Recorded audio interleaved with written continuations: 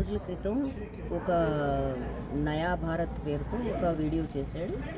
అతను కునాల్ కామ్రా దేశంలో పేరు పొందిన కమేడియన్ అనే విషయం మీకు అందరికీ తెలుసు. అతను ముంబైలో ఉంటాడు. ముంబైలో హ్యాబిటేట్ అనే ఒక స్టూడియోలో ఒక చిన్న ఆడిటోరియం లాంటిది, అందులో అతను ఈ కామెడీ చేశాడు. ఈ చేసిన దాంట్లో అతను కోవిడ్ సమయంలో పళ్ళాళ్ళు మోగించడం దగ్గర నుంచి మన ఆర్థిక స్థితి దిగజారడం వరకు అనేక అంశాల మీద సెటైర్లు వేశాడు. ఆ సెటైర్లతో పాటుగా ఈడీ, సిబిఐ వీటన్నిటి మీద అతను పాటలు కూడా రాసి పాడాడు.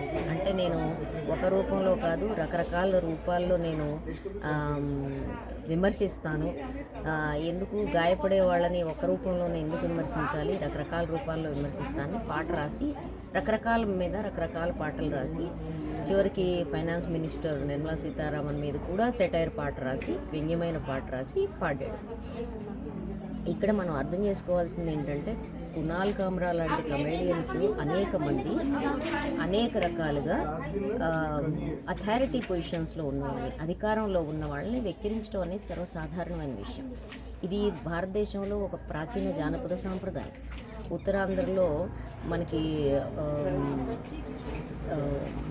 ఈ ఒక సాంప్రదాయం ఉంది. వాళ్ళు చెట్టు మీద ఎక్కి అందరినీ వెక్కిరించడం అనే సాంప్రదాయం ఉంది.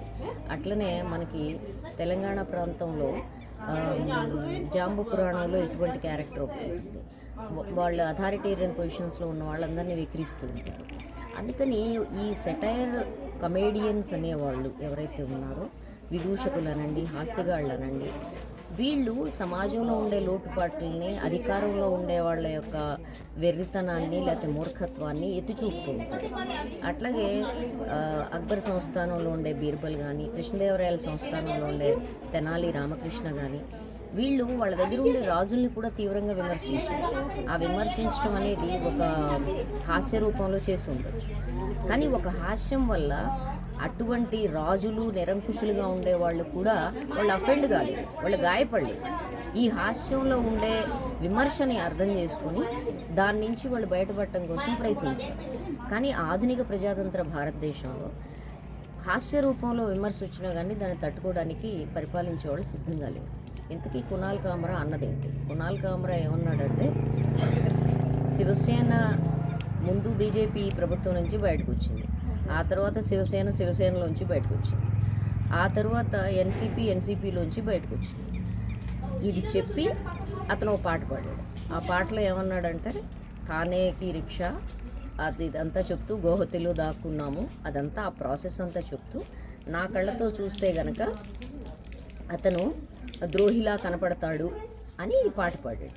ఈ ద్రోహి అన్నందుకు క్షమాపణ చెప్పాలి అని ఆ క్షమాపణ కూడా అడక్కముందే ఆ హ్యాబిటాట్ మీద దాడి చేసి మొత్తం హ్యాబిటాట్ కుర్చీలు అన్నీ పగలగొట్టేశారు శివసేన కార్యకర్తలు. ఆ తర్వాత బాంబే మున్సిపల్ కార్పొరేషన్ వాళ్ళు వెళ్ళి మొత్తం ఆ స్టూడియో మొత్తాన్ని బుల్డోజర్తో నేలమట్టం చేసేసారు. ఒక్క మాట మాట్లాడినందుకు, ఒక్క సెటైర్ వేసినందుకు కునాల్ కామ్రా మీద ఇప్పుడు నువ్వు క్షమాపణ చెప్పకపోతే నిన్ను చంపి పారేస్తాం అనేదాకా వెళ్ళింది.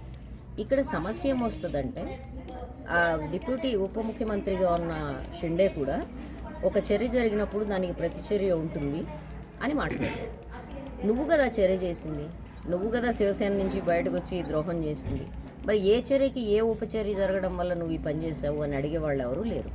అయితే కునాల్ కామ్రా స్పష్టంగా నేను క్షమాపణ చెప్పను అని ప్రకటించాడు. అదొక్కటే కాదు, అతను తన పోస్ట్లో చాలా స్పష్టంగా మొన్న రాత్రి వచ్చిన పోస్టులో, నేను క్షమాపణ చెప్పను, నేను ఈ మంద యొక్క మూర్ఖత్వానికి లొంగను, నేను పారిపోను, నేను ఎక్కడికి వెళ్ళను, నేను ఇక్కడే ఉంటాను అని ప్రకటించాడు. ఇవాళ దేశం ఉన్న పరిస్థితుల్లో ఒక మందకి, ఒక మూకకి లొంగకపోవడం, మూర్ఖత్వానికి లొంగకపోవడం, క్షమాపణ చెప్పనని ప్రకటించడం, అది గొప్ప ధైర్యము, ధీరత్వము. ఇంతకంటే గొప్ప ధైర్యం ఎవరన్నా ఈ మధ్యకాలంలో చూపించారని మనం అనుకోలేం. ఒక కళాకారుడిగా కునాల్ కామ్రాకి విమర్శించే హక్కు ఉంది, కళాత్మకంగా విమర్శించే హక్కు ఉంది, కమేడియన్ కాబట్టి సెటైర్లు వేసే హక్కు ఉంది. దాన్ని ఈ భావప్రకటన స్వేచ్ఛని మన రాజ్యాంగం ఇచ్చింది, అట్లాగే మన సమాజం కూడా ఇచ్చింది. ఇది మన ఒక సుదీర్ఘకాలపు భారతదేశపు సాంప్రదాయం. ఈ రకమైన సెటైర్ని ప్రోత్సహించడం. మన జానపదాలన్నీ సెటైర్లతో నిండున్నాయి. కానీ ఇవాళ నిన్ను చంపేస్తాం ఒక మాట నువ్వు మాట్లాడినది. పూరా మహారాష్ట్ర అంటున్నారు ఆ మాట, గద్దార్, ద్రోహివి నువ్వు అని షిండేని. కానీ ఇవాళ వచ్చేసి ఒక కమేడియన్ అన్నాడు కాబట్టి అతని మీద విరుచుకుపడ్డారు. ఇదే మాట అతనికి ఉప ముఖ్యమంత్రిగా, ఇంకో ఉప ముఖ్యమంత్రిగా ఉన్న అజిత్ పవార్ అన్నాడు. ఇదే మాటని నిన్న ముంబై బ్రిడ్జ్ ఎక్కి ఉద్ధవ్ ఠాకరే అన్నాడు. మేము అంటాము అని చెప్పి చాలా నిర్ద్వందంగా వాళ్ళు ప్రకటించారు. మరి ప్రకటించినప్పుడు వాళ్ళ మీద దాడులు చేయగలిగిన సత్తా ఎందుకు లేదు? అంటే కళాకారుడి వెనకాల ఈ మందబలాలు, రాజకీయ బలాలు ఉండవు కాబట్టి కళాకారుడి మీద దాడి చేస్తారా? ఇందులో ఒక పాజిటివ్ కోణం ఏంటంటే, కునాల్ కామ్రా ఎప్పుడైతే నేను క్షమాపణ చెప్పనని ప్రకటించాడు, కుప్పలు తెప్పలుగా అన్ని దేశాల నుంచి అతనికి సపోర్ట్ వస్తుంది, మద్దతు వస్తుంది.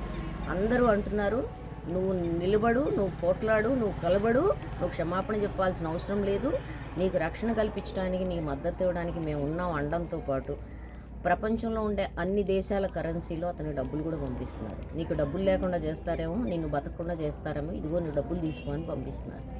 భారతదేశంలో కూడా కాస్త తలకాయ ఉన్న పత్రకారులందరూ, పత్రికాకారులందరూ, విలేకరులందరూ, కళాకారులందరూ కునాల్ కామ్రాకి బేషరతుగా మద్దతు ప్రకటిస్తున్నారు.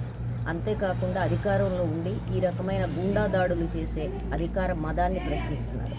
మిత్రులారా, కళాకారులారా, తెలుగు రాష్ట్రాల్లో ఉండే మనం, తెలుగు రాష్ట్రాల్లో హాస్యానికి, వ్యంగ్యానికి, సెటైర్కి మనం స్థానం కల్పించే మనం, మన గర్వమైన జానపద సాంప్రదాయాన్ని ముందుకు కొనసాగించే మనం తప్పనిసరిగా కునాల్ కామ్రాని సమర్థించాలి. కునాల్ కామ్రా ఎవరిని విమర్శించాడు, ఎవరి మీద సెటైర్